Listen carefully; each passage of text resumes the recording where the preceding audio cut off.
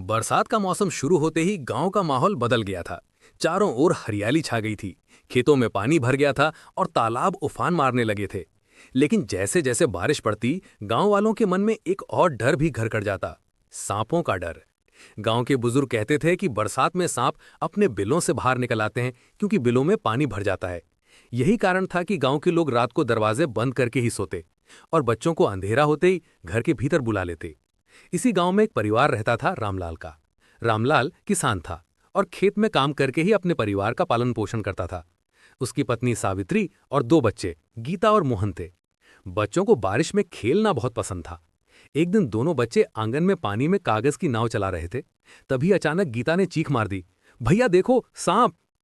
सचमुच आंगन के कोने से एक लंबा काला सांप फन उठाए हुए बाहर निकल आया। मोहन डर के मारे भागा और मां को आवाज देने लगा। सावित्री दौड़ी दौड़ी आई और बच्चों को भीतर खींच लिया। लेकिन सांप अब आंगन के बीचों बीच आ गया था। रामलाल उस समय खेत से लौट रहा था।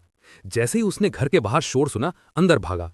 उसकी नजर पड़ते ही सांप और भी फन फैलाकर फुफकारने लगा। अब पूरे मोहल्ले में हंगामा मच गया। पड़ोसी दौड़कर आ गए। कोई डंडा लाने लगा, कोई मिट्टी का ढेला, तो कोई आग जलाने की बात करने लगा। तभी गांव के बुजुर्ग हरिदास जी आए। वे हमेशा कहते थे कि बिना वजह जानवर को मारना पाप है। बरसात में ये बेचारे बिल से निकलकर रास्ता भटक जाते हैं, इन्हें मारना नहीं, भगाना चाहिए। लोग पहले तो मानने को तैयार नहीं हुए, लेकिन हरिदास जी ने समझाया कि तुम सब शोर मत करो, इससे सांप और उग्र हो जाएगा। उन्होंने एक लंबी बेंत ली और धीरे धीरे सांप को खदेड़ते हुए घर से बाहर ले गए। बाहर खेत की ओर जाते ही सांप झाड़ियों में सरक गया और गायब हो गया। अब तक सबकी सांसें अटकी हुई थीं। बच्चे रोना बंद करके धीरे धीरे हंसने लगे।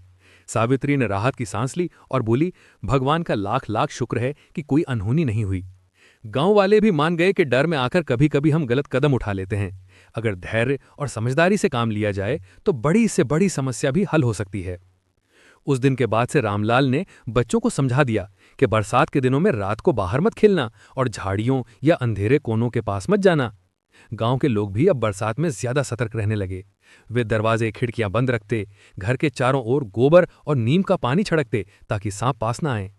कहानी से गांव वालों को यह सीख मिली कि बरसात का मौसम जितना सुहावना और हरा भरा होता है, उतना ही सतर्क रहने का भी समय होता है।